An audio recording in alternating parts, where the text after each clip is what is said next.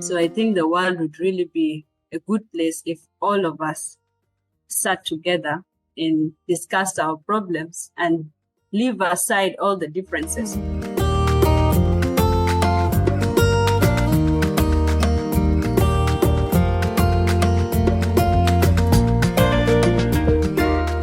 A warm welcome to Young Voices, an intercultural podcast. We are Young at Mission 21, and with this podcast, we want to give young people from all over the world a voice. Thanks to everyone for joining us on this journey to listen, learn, and grow together.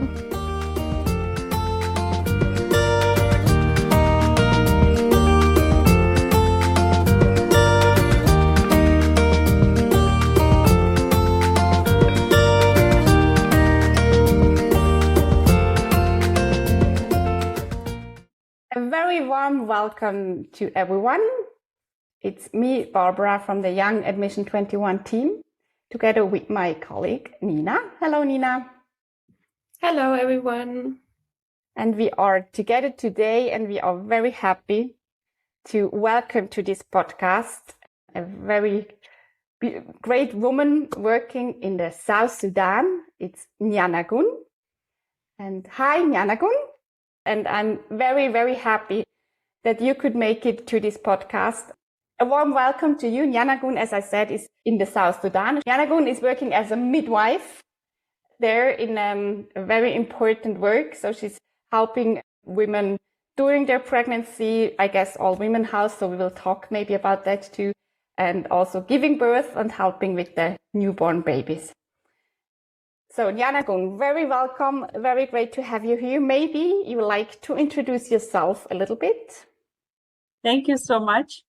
Thank you for the opportunity. Yes, it's going to be my first time to do such. I'm Nyanagun Tutkul from South Sudan, currently working as a midwife. I'm so excited to be part of this team. Yes, thank you so much. We have already had the chance to meet in the past, so I already heard a little bit about your work, and I'm very happy that we can share about your work and also about your very beautiful, but also maybe unknown country in the world. So it's very good to have you here and listen to your voice. Where are you calling from for this podcast? Where are you at the moment? Okay, currently I'm in South Sudan in Jonglei State, Lanken, Nyirol County. It's really very far away from the capital. Yeah. And I'm also in the office of MSF where I work. Yeah. So actually, I'm very challenged to what to ask, because I think you have so many important topics. So maybe we start with the midwife. You just told us that you came directly from the night shift. What did your night shift look like? So I think midwife is a job that people don't know that well. So it's nice if you like to share a little bit. What does your job look like? Yes, as a midwife, I deal with the pregnant mothers and newborns. So concerning my night, it was calm. Yes, I had 2 deliveries and they were safe deliveries, and both the mother and the baby are fine. And that is our main passion. Mm-hmm. When we see a pregnant mother comes to the hospital and she has a safe delivery and her baby is fine and she's okay, yeah, you feel you've done a great job because you've saved a life. So being a midwife is caring for the newborn and the pregnant mothers, ensuring they have the care they need. And yeah. Why did you decide to get a midwife? When I was a kid, I felt like helping people would be my goal. So I thought this would be done through maybe being a health personnel. And then I chose the path of being a midwife because I felt like in a country like South Sudan, we really need midwives. We lack a lot of educated young ladies who are midwives. And then I felt like, yes, I think if I get up and do this midwifery course, I could come back to the community and do great for them. Especially, we had a lot of mortality cases. And ever since midwives started coming in, I think South Sudan now has quietly improved in terms of maternal mortality, unless if those areas don't have midwives. But then I felt this was a passion, and I felt helping people would be something nice, and I would feel good to see a mother come to the hospital, she delivers safe, she goes home with the baby, and she's happy, smiling. Yeah, I felt putting a smile on the women is something really nice. Mhm. That's why I did midwifery, and I'm a proud midwife.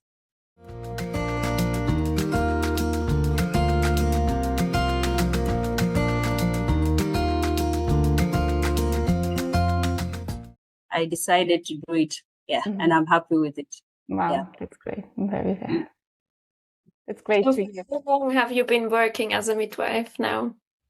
I started working in 2019. Immediately I graduated from school, up to date, still working as a midwife.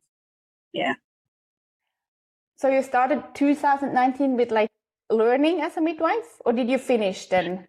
I finished my course in 2019, July, and in September, I came to the field where I'm currently working. Wow. Up to now. Yeah. How long was your course before you started to work? My diploma course was 3 years. Yeah. 3 years course. Yeah. I just have one of my best friends starting the course here in Switzerland to be a midwife. Oh, that's so nice. Success to her. Thank you. She chose the right path. I feel like I will really invite her to listen to this podcast. So what would you describe as the biggest challenges in your life or your work as a midwife? I would talk of maybe one experience that I faced in my work. Actually, being a midwife is not that easy. You need to have a strong heart, okay? Because there will be a time when you find a mother is seriously ill. You have to choose between the mother and the baby. So I had an experience of a mother that came with the obstructed labor. She labored for 3 days at home. It was really hard for her to reach the facility. So finally, she made it after like 4 days, which was really too hard for her and the baby as well. So when she arrived to the facility, we couldn't find a fetal heart rate. So the baby had gone. So our main aim is to save the mother, because if the baby is normal, then there's no need to keep the mother suffering. It was that difficult delivery that we had to do destructive. That was my first experience of destructive delivery. I felt like, women are really going through a lot. And I felt a presence of a midwife is really so good for the community, not only one person. Yeah, because we managed to save her life, and she's okay, she's stable, she's fine. And hopefully she will get another one, and the pregnancy will be normal, and maybe the delivery will not be as the past. Yeah, it was really very hard for me, because coming from school as a fresh student and then you see such a case, it's not that easy. Yeah, but we tried our best, and the mother left when she was happy, she was okay. Despite losing the baby, she's still fine. She can always get another one. Yeah, it was not that easy, but we managed. So there are a lot of challenges when it comes to midwifery. You might be working in a place where the resources are not there, so you have to try with what is there. So you have to choose between the life of the mother and the life of the baby. Yeah. So it's not really that easy, especially in such areas like in South Sudan, where some infrastructures are not there. There are no good roads for the mothers to access the hospitals, or you might be having the facilities, but then you don't have all the equipment that you need as a midwife. It's not easy. So you have to stand strong. Yes. So maybe you can describe a little more about the area you're working in. Like you said, like the region. I think that's the silence of me and Nina kind of reflects, that we cannot really imagine like to go that like 3 days in labor and traveling. I know I have heard also the traveling on a motorbike during kind of being already in labor. So maybe you can describe a little bit like the facility, like how many people work there, how big is the area that like the facilitation is working for? I will not be sure of the number, It's but okay. then it's a small facility, and yeah, we have most of the things are there because we have the organization funding everything. But the only challenge in the community is them accessing the facility. Some of them live in areas that are like 3 days or 2 days, and they have to foot. We don't have roads, so the cars can't move. So they have to foot. Even the pregnant mothers, they have to foot 4 to 3 hours, depending on where you stay. Yeah, depending on the side of equipments. Yeah, I could say we have a few of the things, which is not bad. We can operate our activities, but then when it comes to the community, it's really hard for these pregnant women to come to the facility. Because even during the rainy season, we can't even have flights landing because it's all flooded with water and all that. So it's really hard. Yeah. For the region I'm working in, it's not that easy for them. Yeah. We have patients that come from very far, and yeah, maybe sometimes they come and the condition is already worsening. There is nothing much you can do about it. So the geographical location of the place also contributes a lot to the health of the community. Do you also have the opportunity to visit women in their where they live, or do they have to come to the facility? No, most of the times we don't reach out to them unless via outreach, just to inform them that this facility has all this, so you can come get all the medication you want. But then when it comes to delivery, we don't conduct at home. So they have to come to the facility because you can't walk around with all the equipments in your hands. It's not that easy. So we just inform them that, yes, in the facility, we got all this. If you need these services, you will find them. We just inform them. But then we don't reach out to them. We don't conduct home deliveries. They have to come to the facility. And do you know, are there more women giving birth at home, or is it more women giving birth in hospitals? In the recent years, there were many home deliveries, but now they have understood the benefit of hospital deliveries, and most of them are coming to the hospital, unless if they're really far and they cannot reach us. Yeah. How many midwives are you in this facility? Approximately 10 or more than 10. Yeah, we're in different departments. And you didn't grow up in this region, right? You grew up was it in Juba? No. I didn't grow up here. Actually, I was born in Malakal. Then from there, we left to Khartoum, that is Sudan. Then in 2006, I went to Uganda. Then I came to Kenya for my midwifery course, and I'm back here. I've never seen this place. I saw it in 2019. Yeah. What would you say, what would you like to share about the South Sudan? Or maybe also if you feel more to share about Uganda, whichever area or country you more feel related, or you think that would be important for you to share with our audience, our listeners? Okay, I will talk about South Sudan because it's my country. Yeah, South Sudan is a small country. We just got our independence just of recent, that is in 2011, 9th July. I know most people out there really don't know South Sudan. Maybe they have seen photos of South Sudan, and maybe they are also seeing the other part of South Sudan that is, okay, we hear South Sudan is only having war, a lot of fighting, people dying, but no, there are also good things in South Sudan. South Sudan is a beautiful country, and then the people are so nice. If you come to South Sudan, you'll find we have 64 tribes. It's a small nation, but with very many tribes. But then when you come to them, they're really so loving. You'll find very nice resources in South Sudan. Yeah, South Sudan is a beautiful country. For those who don't know South Sudan, and I always invite you, when you come to South Sudan, you find me here. I'll pick you up.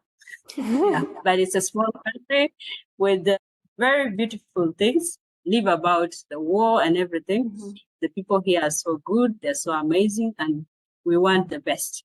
Yeah, we want the world to know that South Sudan is not only going through war, but there is also that hidden good part about South Sudan. Mm-hmm. Yeah. Unless you want to know something. That's always very important, because in all countries that have war, people see the country in media because of war, and then people think these countries are just war, but there's so much more than just that. And in the end, Sure. it's just a very tiny part wanting the war. I mean, maybe more are involved because they have to be involved, but I mean, yeah. So this, yeah, thank you for this message, Nyanagun. Yeah.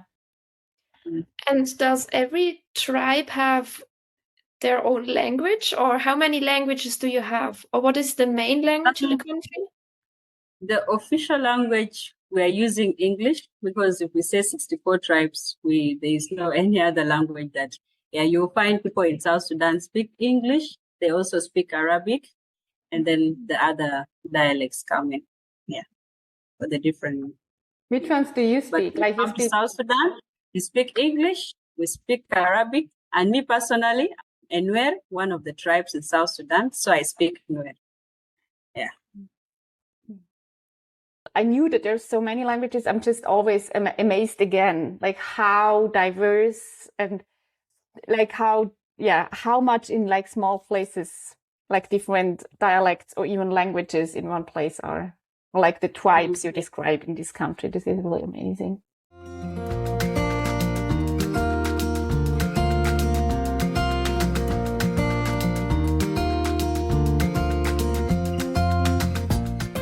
Also, this podcast offers the opportunity to talk about, is there a passion or an interest or something you think, this is really important to me to share today?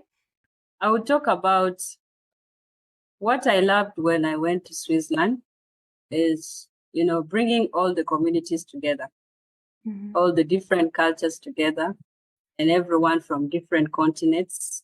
And, it was really an experience. I felt like, this should go on, because when you bring different young youth from different places, they will come up and sit together, discuss all their challenges, and know how to move forward. So I think the world would really be a better place if all of us could link up together, despite where we come from, despite your background, despite your religion. Yeah, it was really something good for Mission 21. I think they have really changed my way of living. I feel like, meeting new people from different places it's the best, because you get to learn from them and they get to learn from you. So I think the world would really be a good place if all of us sat together and discussed our problems and leave aside all the differences. Like, let me talk of a country like South Sudan. We have a lot of differences. There are all 64 tribes, but with a lot of differences. I can't be with this because he's from there. No. I think the world would really be good if all of us sat together, despite whatever you have, you leave them aside, come together and make the world a better place for everyone. Yeah. It was really a nice experience for me to sit together, dine with different people from different continents. And I asked the Mission 21 to continue with this. Bringing these young minds together, it's really good. It will build the country, it will build the world, and I think everyone would be happy wherever they are. Yeah. Thank you. I forgot to say it in the introduction, actually. Nyanagun was part also of the Youth Ambassador program. We have had the chance to talk to a lot of youth ambassadors already. It's really amazing to us to go on the journey together and to listen where they are or what they do. And I have really agree with you that we talked about before, that we hear about, the wars maybe in South Sudan or other places. And I sometimes think, if just people would learn to solve problems together, even sometimes we cannot solve it, but we have maybe to live with the differences and to see what is in common. And then the differences maybe get smaller, or so I totally agree with you that it is so important that we can sit together and see the human being and not what makes them different to us. Yes. So you talked about, supporting young people also. How is it in your job? Are there a lot of young midwives? Yes. Yeah, most of the midwives here are young, and we have a lot of young people working together with us. And it's really good, by the way. And we also get other midwives from different countries to help, which is so nice. We are able to learn from them, and they are also able to learn from us, because I think the context of how we do things is different in all countries. So we normally get midwives from Kenya, from elsewhere, and we all join up together and discuss these challenges. And it's really good working together as a team. Yeah. From different places, we're able to learn, and they're also able to learn from us. So it's again what you described before, right? To sit together and learn from one another, and to get maybe new inputs or new ideas or new inspirations to do something. So do you always have international workers there, or just sometimes for visits to learn from each other? Yeah, we have international workers. Yeah. We normally get from different countries, and it's good. We get to learn from them, and they also come and see the challenges here, because I think the hospitals they have there are quite different from what they see here, and they're like, oh, okay. But then they are managed. So is midwife also a young profile? So do you describe before that there were big also challenges before? So weren't there midwives before? Is it like a new education that you also say it's a lot of young women being midwives? Currently, talking of South Sudan, we have a lot of, we had the TBAs. Those are the traditional birth attendants. Yeah. They did not attend the formal education. But then when the institutions came up with this midwifery course, a lot of young girls who are really having the passion to learn joined. And currently, for sure, we have many young ladies working as midwives. We also have the TBAs. They're also there helping. But then, currently we have many young people joining the midwifery school. Talking of where I studied, the midwifery school I studied, most of the ladies who are studying there are young ladies. And we had also those who finished the certificate. They have the experience, but then they didn't have the formal way of education. So, but currently we are having a lot of young people joining the midwifery school and coming up to the field to work. And is it only women or also men? Yeah, there are also men. In some schools, we have men, and we also have male midwives around. Where I'm working, we have some men who are working with us as midwives. It's not very common here yet. It's starting. But it's not like usual. I mean, there are like doctors. They are like I think it's mixed. They're women, female and male. But as the midwives, I think still at the schools, the number is very small, and also in the hospitals, I guess. I think I sound like I'm not looking at it all the time, but I had the feeling that you sometimes post about like self-care, and also it seems to be difficult, like you keep yourself healthy in this very challenging setting you're working. So what do you do, or what helps you to stay healthy in this really challenging setting you are in? Okay, like in the field, it's not that easy, especially if you've been to an area where access to everything is so easy. It's you can get what you want at any time.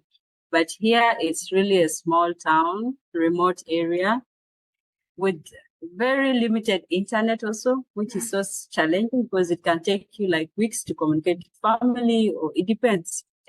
It's not that easy, but most of the times I like posting on my status to also let my friends know that I'm surviving and I'm managing.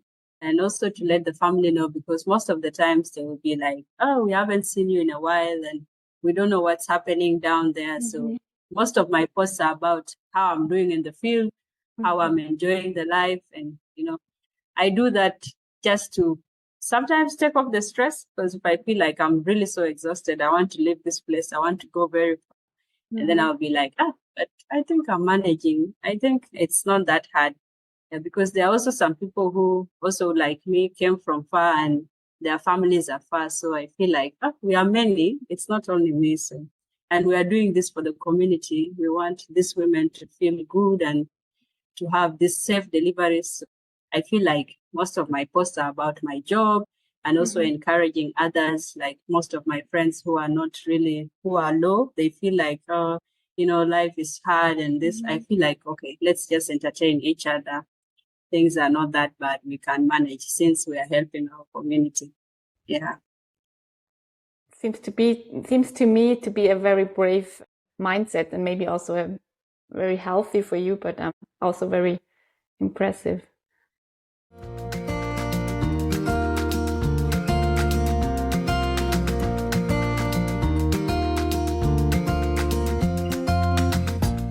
And in the community you live, you said it's a little village. What do I have to imagine? There's the facility you work in. Do you live on your own, or do you live within the facility, or how does that look like?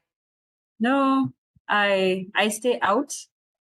I stay outside the facility. Yeah, and actually the community is so good with women.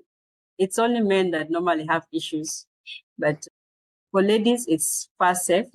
You get your own place, you stay, and nobody will disturb you. It's only risky for the men. Yeah. So since I got here, I don't have any issues with anyone, challenges or anything based on the community. Actually, they like our work, and most of the times they want to see us. They want to find out, how did you go about this? And, they ask a lot of questions. And sometimes they're like, you had to come from far just to work here. They're like, yeah, we have to try, because they see the lifestyle is quite different from theirs. They'll look at you like somebody who really came from far. So you look like them, but they're like, you don't look like someone from here. You came from far. Actually, most of them call us whites, and we are dark. I think because you speak English and all that, they're like, those whites. We're like, no, we are not whites. Yeah, we are South Sudanese like you, just that, yeah. But then the community is fine. They love midwives, especially ladies. They're very comfortable. I think they can even approach you at home and ask you, I think I'm sick. And you'll be like, okay, you go to the facility. I can't check you out here. Yeah. They like what we do. Yeah. So that's nice that you get the appreciation for that. I mean, this is really, that it is supported by the community, which is really great. Yeah. Nyanagun, do you have a topic on your mind, on your heart you would like to share, or maybe what you think is important for, I think you did already share, but maybe there's something else. If not, it's also okay. What do you think we should all more care about, or what you like to give us on our way through this podcast? Okay, I would say I'm so happy to be part of this, and it's really a great opportunity for me. And I say, really, I've learned a lot since I joined the program, the youth program. So I would urge people out there that staying together, it's something really good, despite of all our differences. I think our country, South Sudan, is very small, but then I think the world should know also the good part of it. South Sudan is not only going through war, but there are very nice, interesting things in South Sudan. And I would say to my fellow youth out there, it's good we join up, link up together, and find out these differences, come up with one solution, and I think everyone will have a smooth line. And then the other thing is also, I love my job as a midwife. Therefore, I encourage people out there, our fellow women also need this. They need this care. The same care you would want to be rendered to you, another person also wants it. So I believe there are people out there who have a passion, or maybe want to be midwives, or want to be any health professional or anything. I believe we can make it, and it's not that easy. It's not an easy decision to make, but then I believe, if you're determined, and then things will be fine. Yes. I encourage all the rest who want to join my path as a midwife. I believe you're strong. You can make it. And then, I think we can make the life of our fellow women far better. Yeah, especially in small countries like South Sudan. They need us the most. So I believe we can make it happen. Yes. And I wish you all guys the best. Thank you. Thank you so much, Nyanagun. I'm always kind of not embarrassed. I don't know what the right word is. That people thank and think it's a great opportunity. And I'm sitting here and I think it's just an honor to me. And I don't feel like giving opportunity. I'm feeling like getting opportunities to listen and to meet up with people like you. I totally support and underline twice that all the people I have met from South Sudan are such warm-hearted people with such great attitudes. And I really totally agree. And I think it's really a big, important word to the world that we see more, or we see behind the headlines maybe we read in the newspaper. Thanks for these great words for the end. I just want to thank you for sharing. It was very interesting and inspiring. And I just love these podcast talks because I get inspired and motivated, and I really see it gives me a lot of hope to see a lot of young people working really hard and have dreams and hopes. So, Or it gives a lot of hope to me to see people like you just putting all their energy into such things. So I think this is really important. And thank you so much, really, Nyanagun, from the bottom of my heart, that you took the time after your night shift with 2 hours break to join this podcast, to share your wise words and your warm heart. And everyone who wants to get into community, it's all different ways in the world, but also there's a Young Admission WhatsApp community where you can join, where we meet up and try to encourage each other and we cannot change the world in one step, but I think it is the small ones that we can go together, hopefully.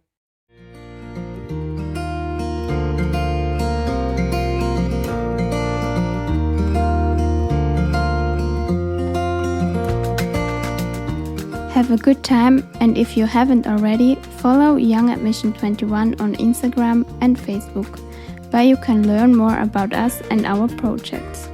There you also have the opportunity to ask questions to our podcast guests. And don't forget, always listen to the voices around you.